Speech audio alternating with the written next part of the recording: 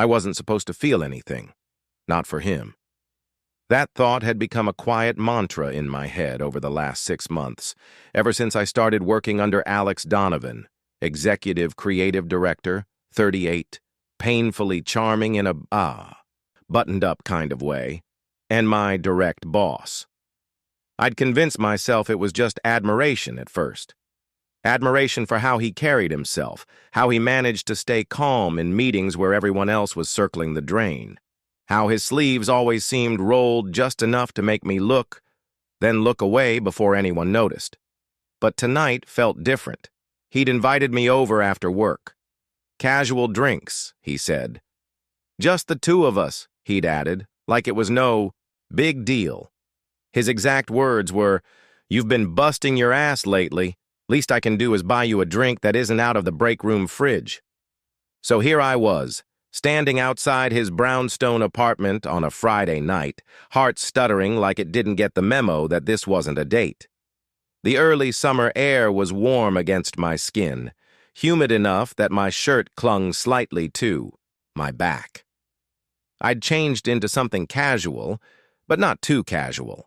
Jeans, clean sneakers, and a dark Henley that hugged my arms in a way I hoped looked unintentional.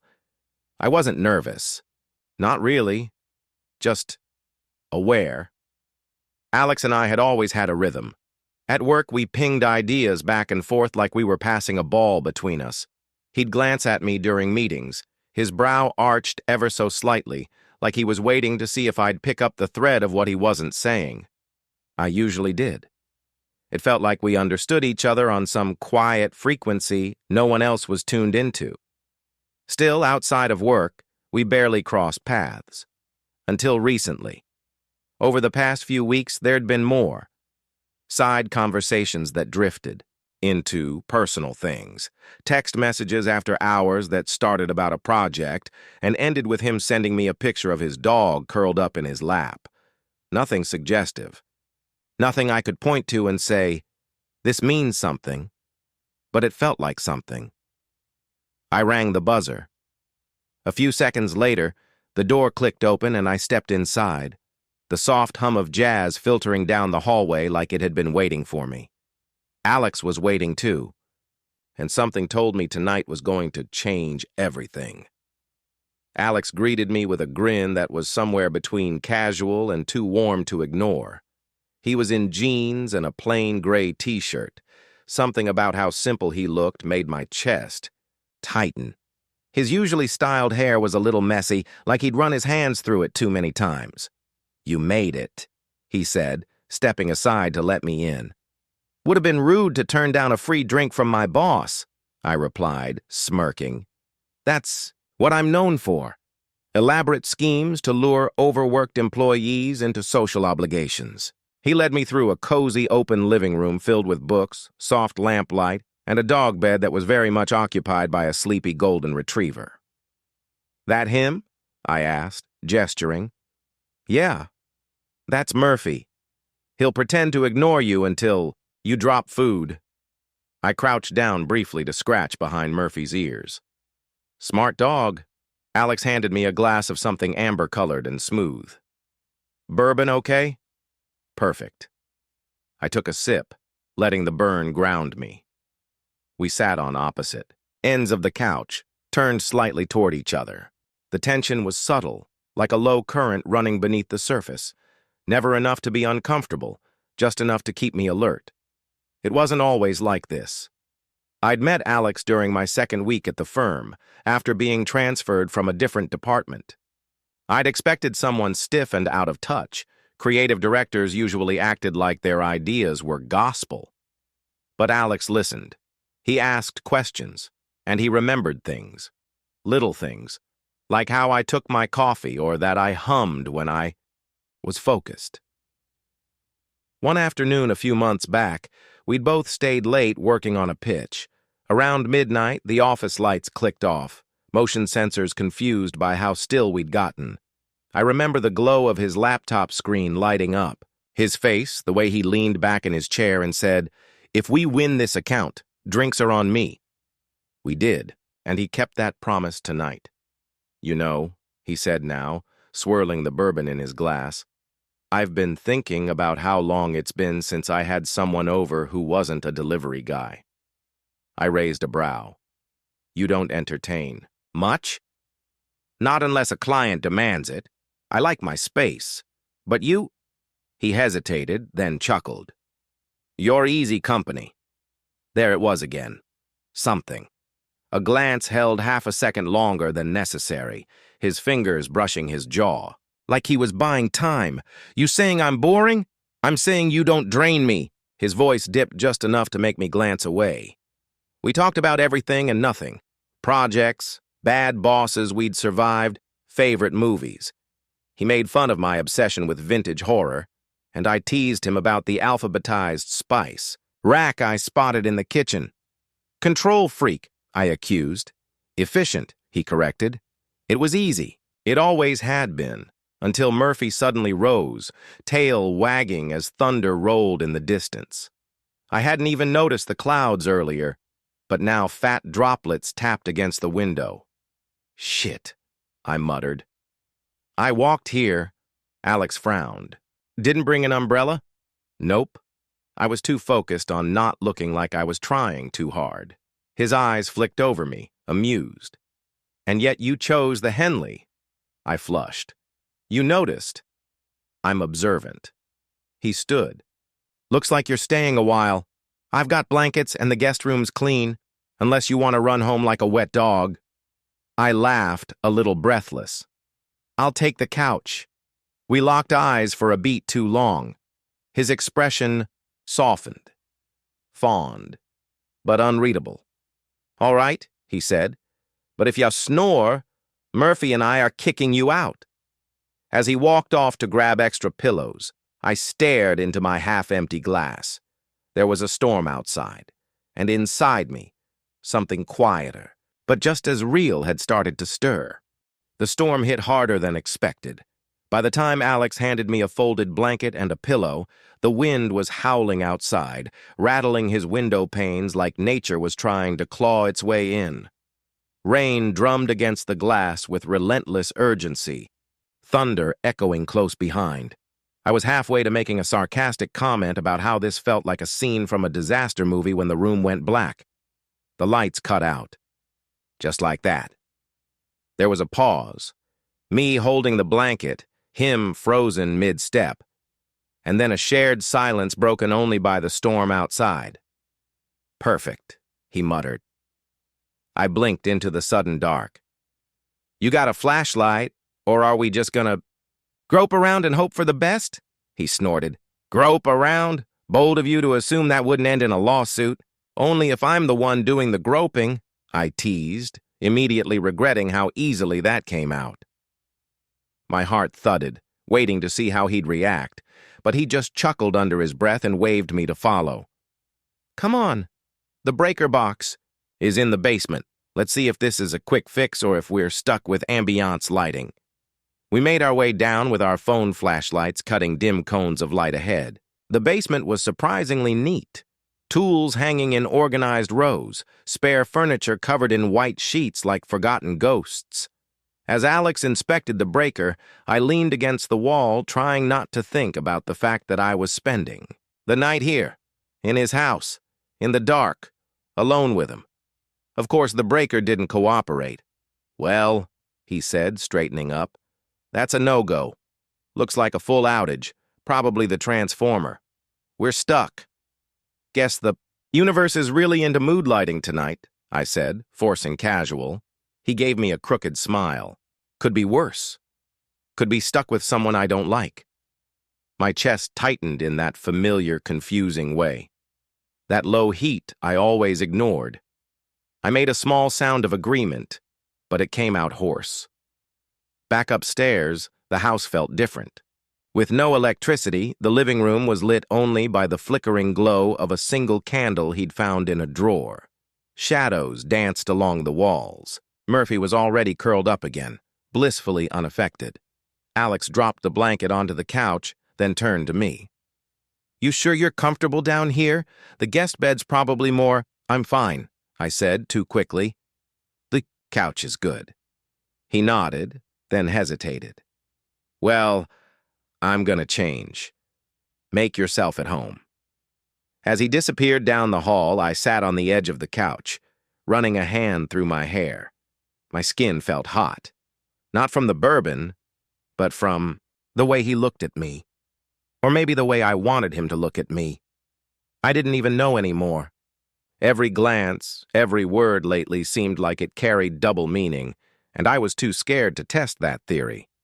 What if I was wrong? What if I ruined everything? He came back a few minutes later, barefoot and in a worn hoodie that looked so soft it made my fingers ache to touch it. His sweatpants hung low on his hips, and he looked relaxed in a way that made my nerves go haywire. He sat next to me on the couch, closer than he had earlier. Not touching, but closer. I forgot how quiet the world gets during a blackout, he murmured. I nodded.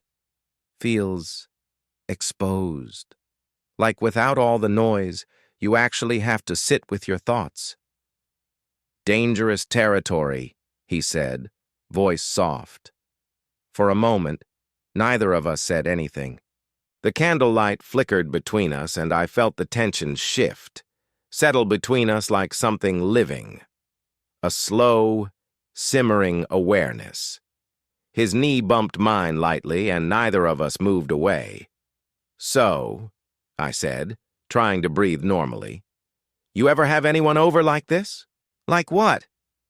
Trapped by fate, forced into deep emotional intimacy. I was joking, but barely. He glanced sideways at me. No, not really. I guess I don't usually let people close enough. My throat tightened. But you let me. His gaze met mine. A beat passed. 2.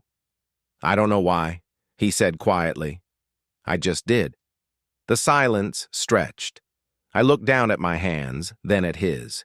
They were resting on his thighs, fingers tapping in a slow rhythm like he was trying to steady something inside himself. I wanted to reach out.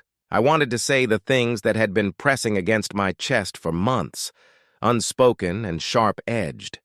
Instead, I shifted, pulling the blanket over my lap, suddenly cold despite the heat in the room. Alex stood abruptly. You know what? This is stupid. The couch is small. Just come to the guest room. It's got 2 pillows. It's not like I'm asking you to... He stopped, cleared his throat. It's just more comfortable.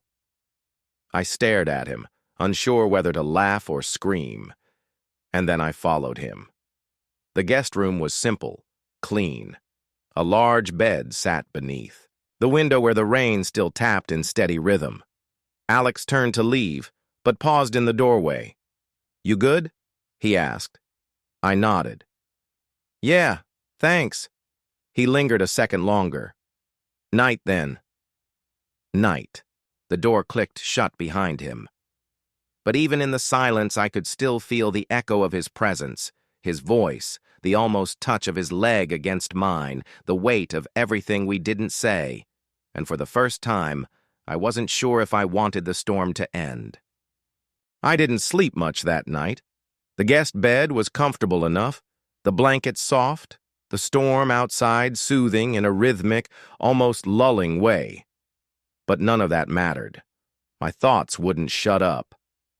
I replayed every look Alex had given, me, every word that might have meant more than it seemed. His voice lingered in my head, the way he'd said you don't drain me, the softness behind I just did. That bump of his knee against mine, his hoodie, the way he looked half ready to say something and then swallowed it down. I turned onto my side, watching the shadows crawl across the ceiling. My heart was loud in my chest.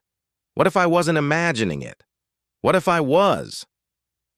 The thought alone made my stomach twist. Around 2 a.m., I gave up. The power was still out. My phone barely had a charge left, and the house was wrapped in the kind of silence that felt thick with unsaid things.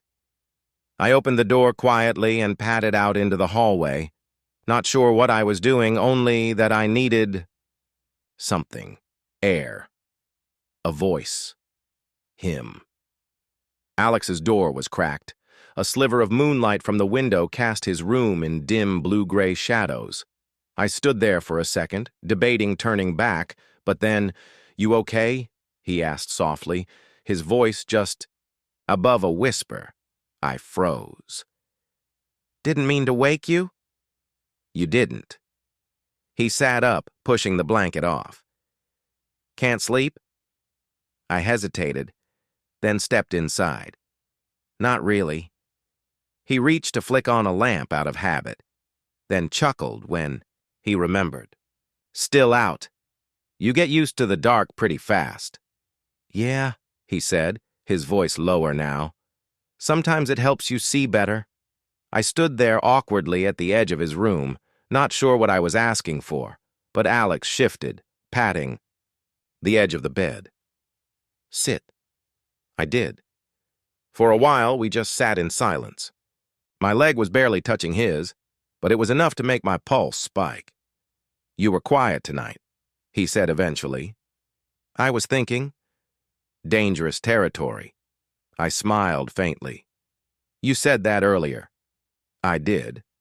Still true. He looked at me then, really looked. His expression was unreadable, but something flickered behind his eyes. Concern, curiosity, hope. I swallowed hard. "Can I ask you something?" "Anything." "Do you ever feel like you're holding something in for so long that it just becomes this pressure behind your ribs? Like if you don't let it out, you'll just snap?" Alex's brow furrowed slightly. "Yeah," he said slowly. "More often than I'd like." I nodded, staring down at my hands. "That's been me lately, around you." The silence that followed wasn't cold. It was weighted, dense. He didn't move, but I felt his attention sharpen. I let out a slow breath, trying to steady my voice. "I didn't come here tonight just for drinks, or to celebrate the pitch. I mean, I told myself that's what it was, but that wasn't the truth." He didn't interrupt, just listened. "I think somewhere along the line I started looking forward to seeing you more than I should have. I noticed everything, like how you tap your thumb against your glass when you're thinking, or how you fake smile when a client says something stupid. I started remembering those little things because they mattered." I finally looked up, and his face was unreadable, but he hadn't moved away. "And then it got worse," I said with a nervous laugh. "You'd send me dumb memes at 1 a.m., or remember how I take my coffee, or pull me into meetings just to get my opinion on stuff you already decided on. And I liked that. Too much. I kept thinking it was just admiration, respect. But it wasn't. Still nothing from him. But he wasn't pulling away either." "I'm scared to say it," I whispered. "Say it anyway." I swallowed. "I like you, Alex. Not just the boss. Not just the friend. You. I think I've been falling for you, and I didn't know what to do with it. I still don't." The silence stretched, painful now. I felt exposed, raw, like I'd ripped something open and didn't know how to close it. Finally, he exhaled, shaky, uncertain. "You're not the only one," he said softly. My breath hitched. I've been trying to ignore it. Tell myself it was just me reading too much into things, that I was just lonely. But every time you laugh at one of my awful jokes or look at me like you see right through all my posturing, it gets harder to pretend. He rubbed the back of his neck, clearly nervous. "You were never just another person at work. I noticed you before I should have. You made me care about things again. Not just the job, everything.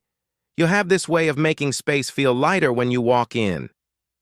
I stared at him, my chest aching in the best and worst ways.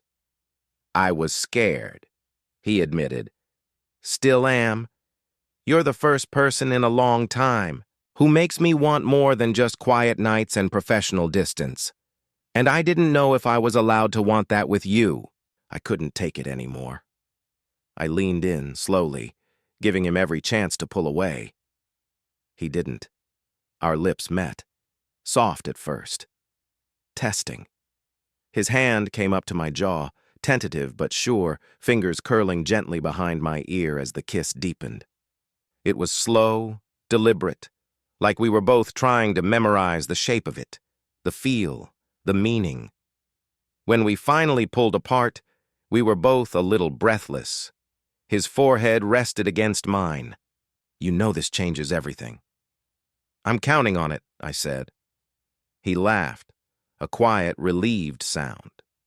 "You staying here tonight?" I thought I already was. "I mean here," he said, tugging gently at my wrist, guiding me back toward the bed. I didn't resist. We lay side by side, not touching at first. Then his fingers found mine, and we laced them together like it was something we'd done 1,000 times before. I let out a breath I didn't know I'd been holding. "I don't know what happens next," I murmured. "We figure it out," Alex said. "Together." Outside, the rain had softened to a steady whisper. Inside, everything had shifted, and somehow everything had finally fallen into place. I woke up to the softest warmth, his arm draped over my waist, his breath steady against the back of my neck. For a second, I thought I was dreaming. But then Alex shifted, nuzzling closer with a sleepy, muffled, "Morning." God. My entire body was humming, like every nerve had finally exhaled after being wound too tight for too long. I turned over slowly, just enough to face him, and our legs tangled easily like we'd done this before, like we'd always been this. "You're still here," he said, voice rough with sleep, but unmistakably content. I smiled. "You were kind of clingy, hard to escape." He rolled his eyes but didn't let go. "I knew you were trouble." "You knew and still invited me over for drinks?" He gave a mock-serious nod. "Terrible judgment on my part." We both laughed quietly, careful not to break the soft bubble of morning stillness. His fingers brushed against my side, slow and lazy. "Last night didn't feel real," he said. "It was. I know. But I keep waiting for something to crash down on us."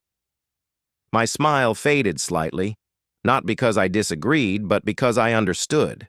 I'd had the same thought gnawing at the back of my mind. We worked together. He was technically still my boss. And even without those complications, loving someone like Alex, driven, guarded, stubborn, meant stepping into unknown territory. But I also remembered the way he'd looked at me last night, like he couldn't believe I was real. That kiss, the things we said. "We don't have to figure everything out right now," I said, "but I don't want to pretend this didn't happen." "God, no," he said, pulling me closer like he was afraid I'd vanish. "I don't want to go back to pretending." We stayed like that for a while, skin against skin, his thumb tracing absent patterns on my wrist. Eventually, I tilted my head and gave him a look. "So, is this the part where I get a promotion?" he snorted. "Absolutely not. You're insufferable enough already." Wow. Can't even bribe my way into upper management with a little kissing? A little? I remember it being much more impressive than that. I grinned and kissed his shoulder, lightly. "You gonna be this cocky every morning now?" He feigned deep thought. "Only on the days you wake up in my bed." That shut me up for a second, but only because it punched straight through my ribcage in the best way. There was no smirk behind it, no teasing. He meant it. "You really see this going somewhere?" I asked, quieter now. He nodded without hesitation. "Yeah, I do. But work, I'll figure it out. We'll be smart. Careful if that's what you want. Or we'll be honest and deal with whatever comes. I don't want to lose you because we're scared." Something about hearing "we" and "lose you" in the same breath made my throat tighten. "I'm scared too," I admitted. "But not of being with you." He kissed me then. Not urgent, not desperate. Just a kiss for the sake of it. Gentle and slow and grounding. "Good," he whispered. because I've wanted this for longer than I'll ever admit in front of HR. I laughed against his mouth. We didn't rush to get up. We stayed in bed, talking about nothing and everything, about who we used to date, our worst office stories, the time he'd accidentally spilled coffee on a client's expensive blazer and still closed the deal. I told him about my little brother's obsession with frogs. He told me about the old guitar in his closet he hadn't played in years. It was easy, uncomplicated for now. Eventually, we both knew we'd have to leave this room, face the world, maybe even argue about spreadsheets again. But in that quiet hour after sunrise, with our legs tangled and laughter soft between kisses, the only thing that mattered was this: we were us now, and we weren't going back.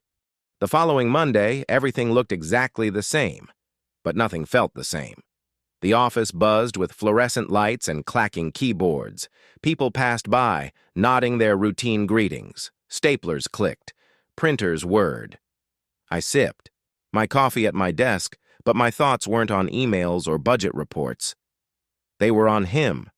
It had only been a weekend, but I kept replaying it like a favorite song.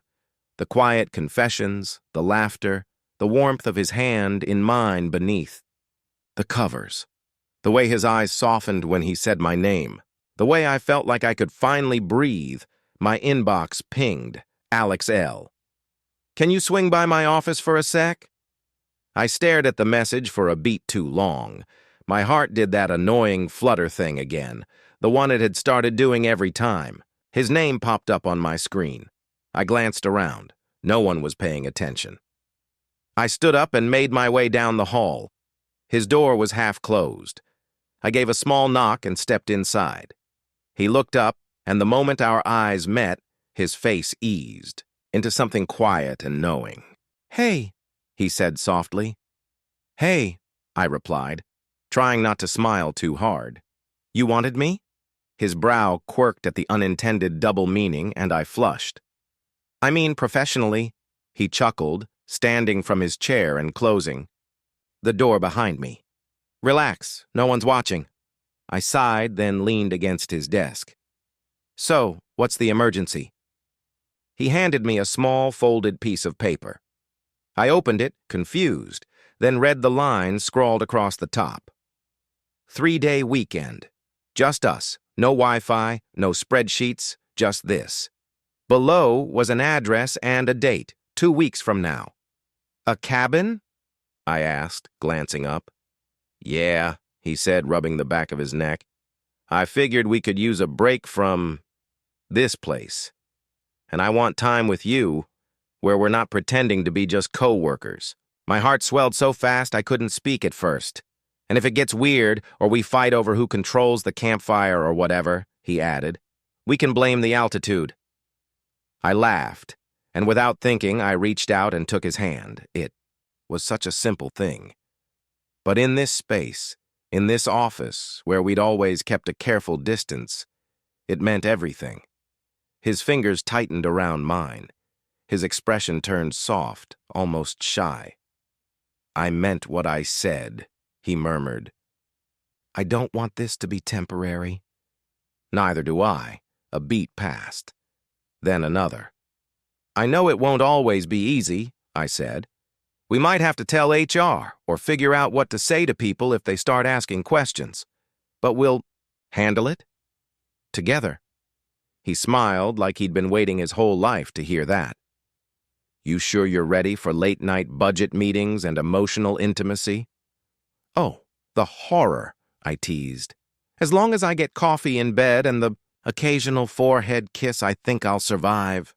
Alex leaned in then, just enough to press his forehead gently against mine. A breath, a pause. "You'll get more than that," he whispered. "You'll get everything." Later, when I left his office, we didn't kiss.